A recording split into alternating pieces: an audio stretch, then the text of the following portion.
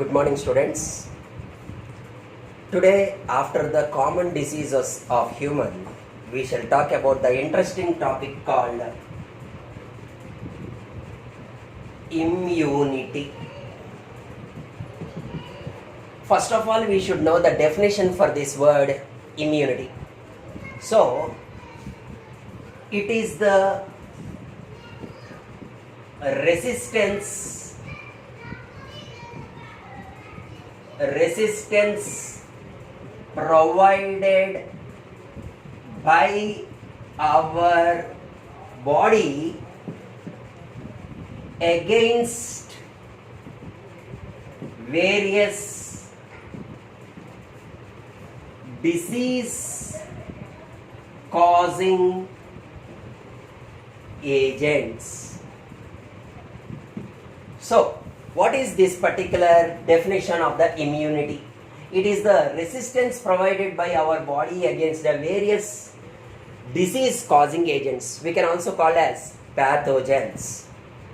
So, our body is able to create some immunity, that is the resistance. Means, take a simple example, when we drink water, it is having numerous varieties of pathogens or the disease causing agents.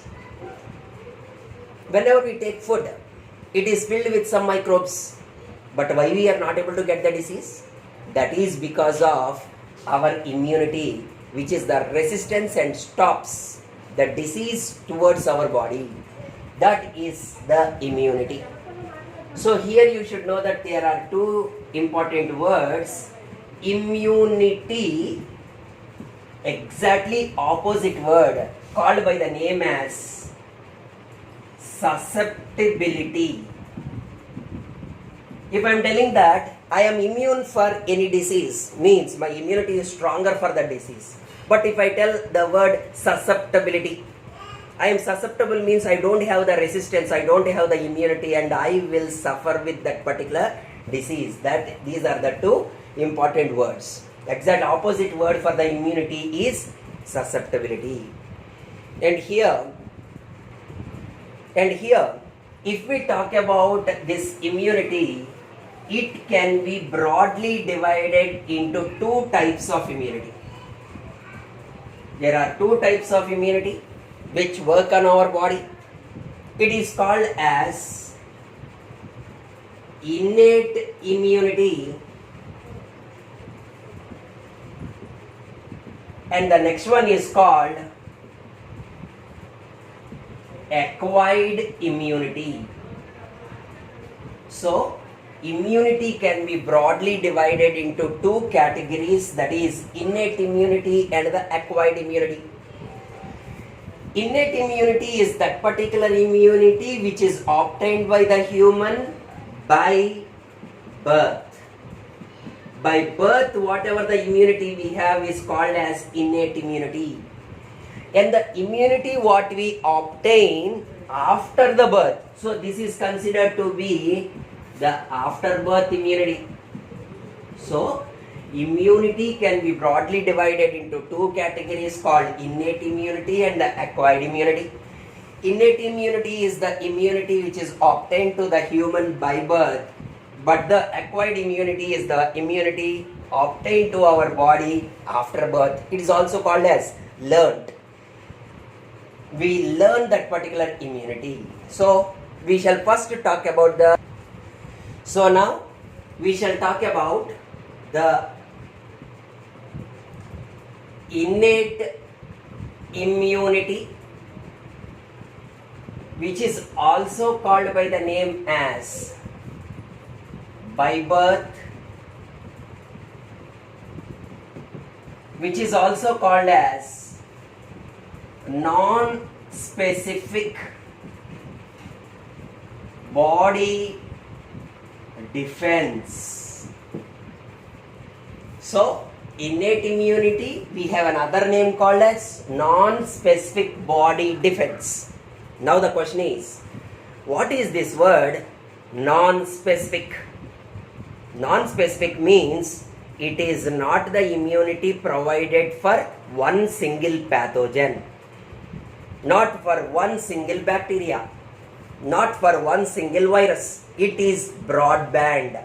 Broadband in the sense it can kill wide varieties of pathogens. That's what is the main important sentence for non-specific body defects. So now we must talk about what are the different examples for innate immunity. So what are the different types or the examples for the innate immunity we have? First important type is called physical barriers. So the pathogens which are attacking to the human are stopped by different barriers in our body. So that is like physical barriers. Physical means these are the various structures.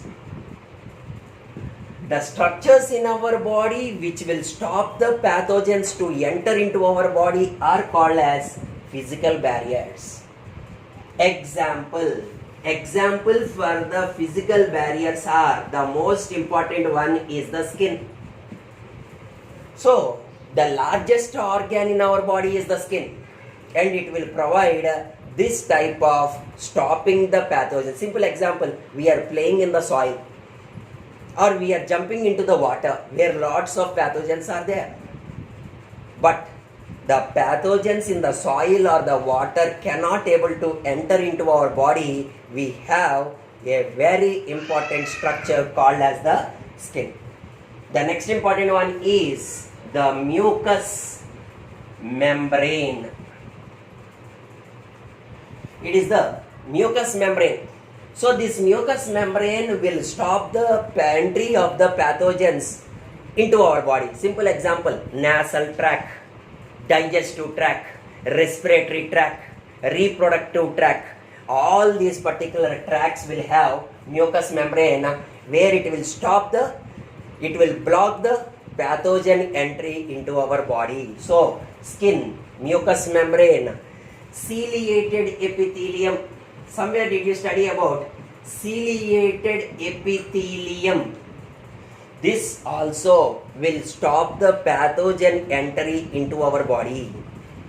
So the ciliated epithelium present in our trachea, whenever our pathogens or whenever the pathogens enter into our body, the pathogens are stopped with the ciliated epithelium and thrown out of our body.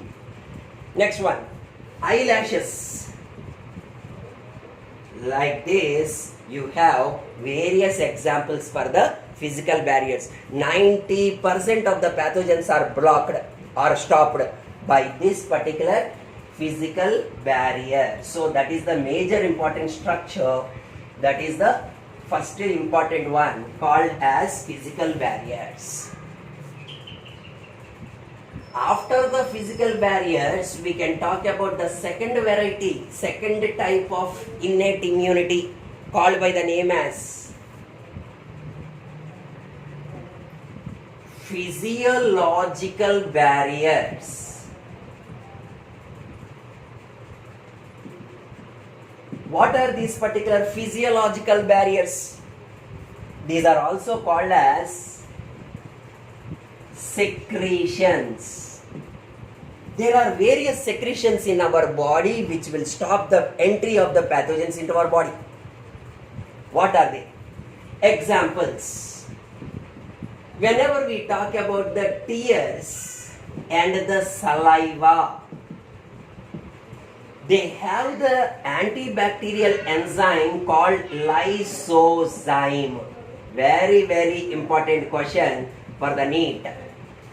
That is, tears and saliva will have lysozyme, which is nicknamed as antibacterial enzyme. What is the meaning of this word antibacterial enzyme? Means, very simple example, a small dust particle entered into our eye, you are able to see tears forming in our eye.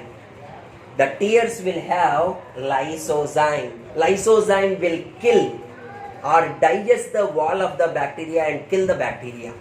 That is lysozyme. Even in our saliva we have this lysozyme. Next, another example for these physiological barriers or the secretions, that is HCl in stomach. In stomach we have HCl secretion which will kill various varieties of pathogens which are entering through our food. So we take the food. In the food we have different pathogens. Those are being killed away in our stomach by the HCl. Next, vaginal secretions in our females. Vaginal secretions are there.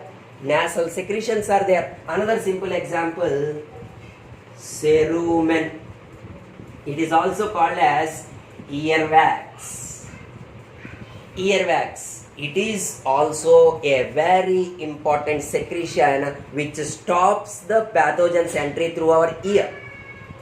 So there are various secretions like tears. Even we can also call about sweat.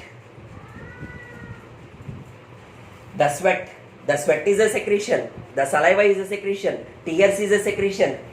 Cerumen is a secretion. HCl is a secretion. Vaginal secretions. These all secretions will stop the pathogen entry into our body. So these are the physiological barriers. So innate immunity will have first one physical barriers, and the second one as physiological barriers, and the third important barrier, it is the third important type of innate immunity is cellular barriers. Cellular barriers means whenever a pathogen trying to enter into our body, maximum skin, eyelashes, mucous membrane, ciliated epithelium will stop. If not, those secretions will stop. But still, if the pathogen enters into our body, their actual, that is the cellular barriers will start. These are the various cells in our body which will stop these infections. The first example for the cellular barriers is phagocytes. Phagocytes. This is the mechanism called by the name as cell eating. It is the method called as cell eating. So, what are the phagocytes in our body which will help in this one? These are called as PMNLS. The phagocytes which will show cell eating in our body are the PMNLS, that is the polymorphonuclear leukocytes. Means these are some variety of WBC cells. These are some of the variety of WBC cells. These are called as polymorphonuclear leukocytes. Examples are monocytes, macrophages, Kupffer cells, histiocytes, glial cells. Like this, there are various examples for the polymorphonuclear leukocytes which are considered as cellular barriers and show a mechanism called phagocytosis. So what is this phagocytosis? Means cell eating. So what? Take a simple example of a macrophage. Imagine that this is a macrophage or a monocyte or a Kupffer cell and different other. It will have the nucleus like this. So this is the nucleus. Imagine that a bacteria or a pathogen came to this particular, nearer to this macrophage. At that time, this phagocytic cell will show the mechanism of forming a pseudopodial structure like this. And slowly this particular bacterium or different other organism is taken into this particular WBC cell or a phagocyte. And what it will do? It will show the process of forming a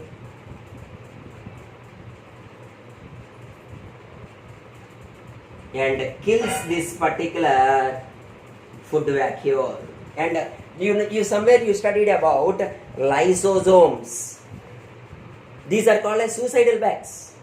So in these particular monocytes and macrophages, they will take the bacteria and the lysosomes are being added.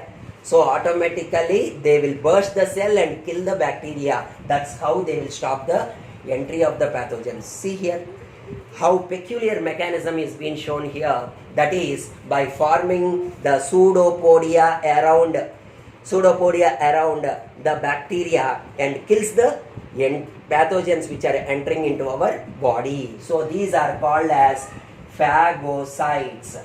It is one of the type of cellular barrier. The second example for the cellular barrier is mast cells. So did we study about this mast cells anywhere? Yes, that is in the first PU, areolar connective tissue. The different types of cells and fibers in the areolar connective tissue we studied there. That is called mast cells. The mast cells will secrete the most important chemical called by the name as histamines. So they will secrete histamines, serotonins, brodykinins, and the lymphokinins. So the mast cells in the areolar connective tissue, which is coming under the cellular barrier, will secrete the chemicals called histamines, serotonins, brodykinins, and the lymphokinins. Among this, the most important one is the histamines. These histamines will cause a mechanism called inflammation. It causes the method called inflammation. What is this inflammation? Just imagine on the hand a caterpillar walks.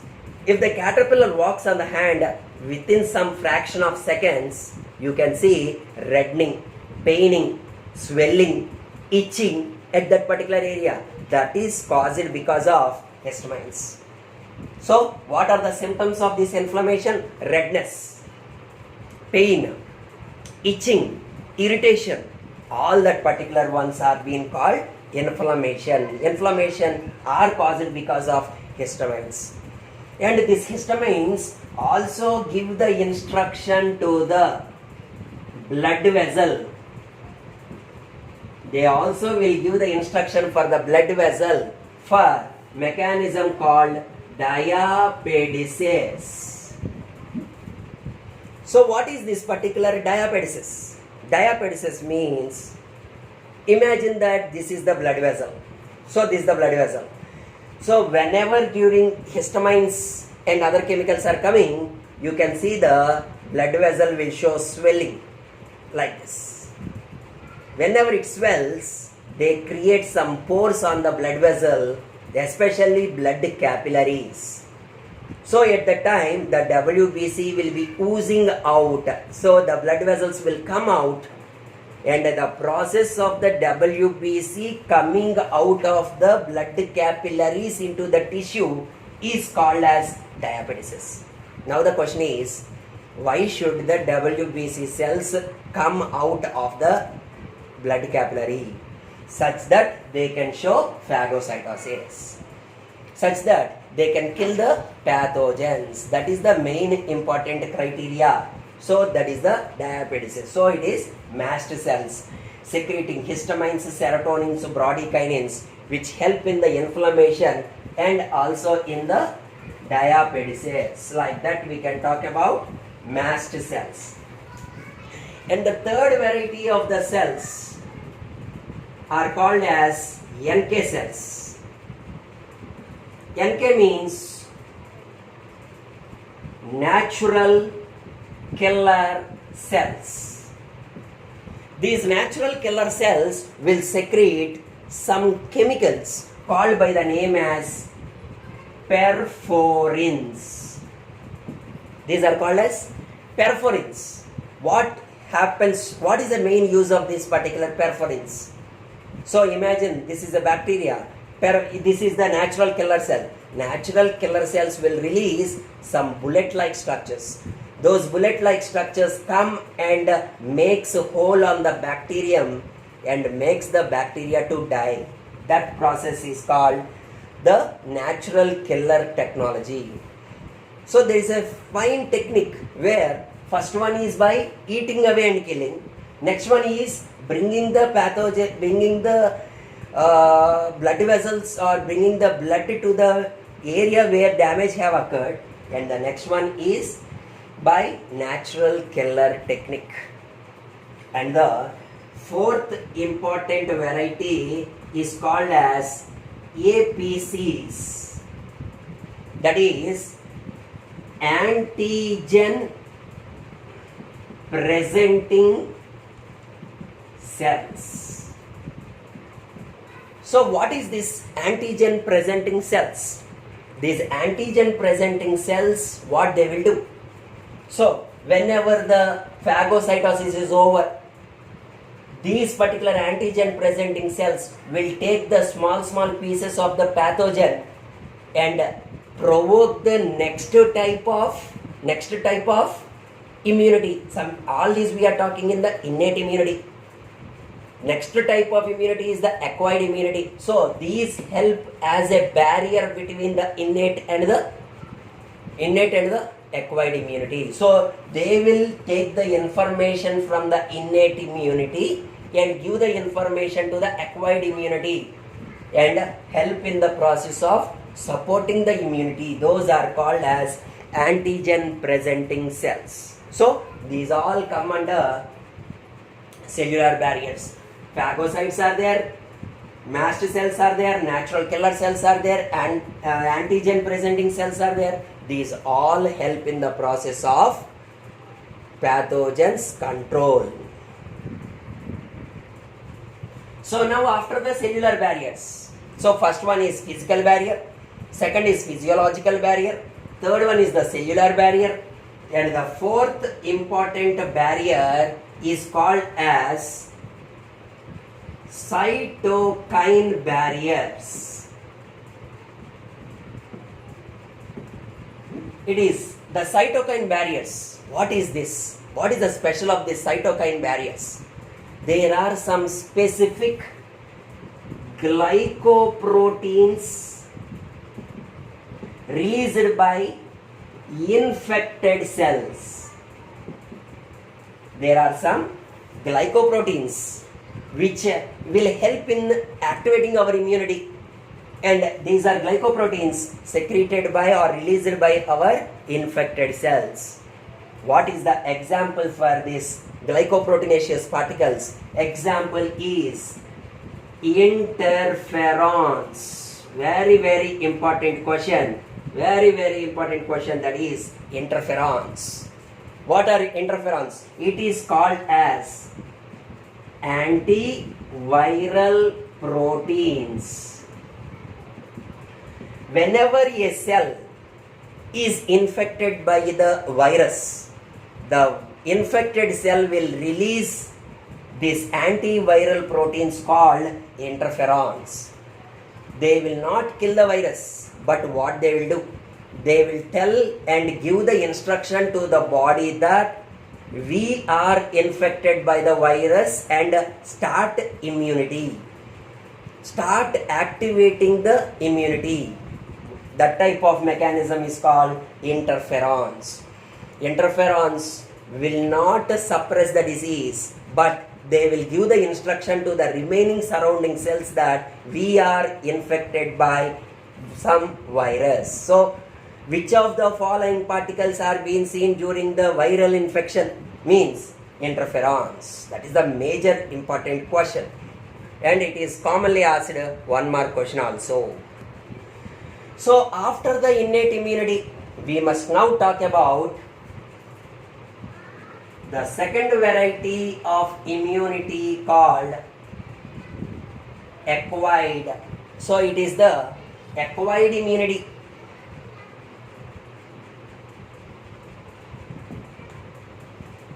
What is this acquired immunity? First one, it is the immunity developed by our body after birth. Till now, what we talked about is the innate immunity. It is non-specific, but here you should know that it shows specificity. The first important character for acquired immunity is specificity. What is the meaning of specificity? Means the immunity specially created for one variety of pathogen. One pathogen. Simple example. If I am given polio vaccine, and that immunity will provide for only the polio or any other disease? No, it is for polio only. That is the meaning that we are immune for polio only. That is called specificity. Specificity means it is the immunity provided for a particular pathogen only.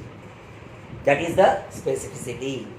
The second important one is it shows the difference between the self and non-self. Means we have our own antigens and foreign antigens. So our body should identify which is ours, which is foreign. That particular differentiation is done by acquired immunity. And specificity is shown. Self difference between self and non-self is there. Another most important character shown by this is memory. Memory is the most important symptom for acquired immunity. That will show memory. Simple example I will give. You are being given polio vaccine at the age of 5. But your immunity is able to stop the polio infection even at this age for you. How is it possible? Because your immunity have that memory to identify the vaccine given or polio virus, how it will be. That memory is already there in our body in the form of vaccination. So now you should know that this acquired immunity is again of two types. That is caused by, that is the immunity which is caused by the cells called by the name as lymphocytes. These lymphocytes will show again two categories called as T lymphocytes and the B lymphocytes. So there are two types of lymphocytes which will do the acquired immunity, like T lymphocytes and the B lymphocytes. So now we shall talk about how these T lymphocytes and the B lymphocytes help in the process of immunity. That's what we can study now. So now we shall talk about this acquired immunity which is caused by the lymphocytes. For this, we have a small diagrammatic representation which give the details of whole things. That is, the first, imagine that we are taking the bone in our body. So, imagine that this is the bone. In the bone, we have the bone marrow. So, in the bone, We have the bone marrow. The bone marrow is having the cells called by the name as lymphocytes. So these are called as lymphocytes. It is the production place. So you already know that lymphocytes production is called lymphopoiesis. Lymphopoiesis is the method of formation of lymphocytes, especially takes place in the bone marrow of the bone. So it is the bone marrow, and we have the production of lymphocytes. Now these produced lymphocytes, which will get matured inside the bone itself,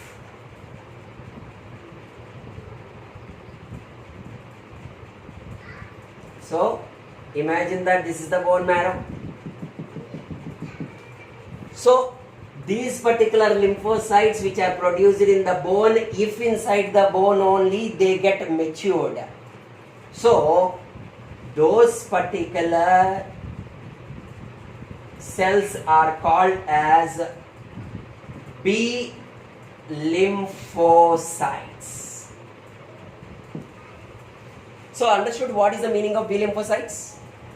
Those lymphocytes which are produced, proliferated in the bone marrow and got matured in the bone marrow itself are called B lymphocytes.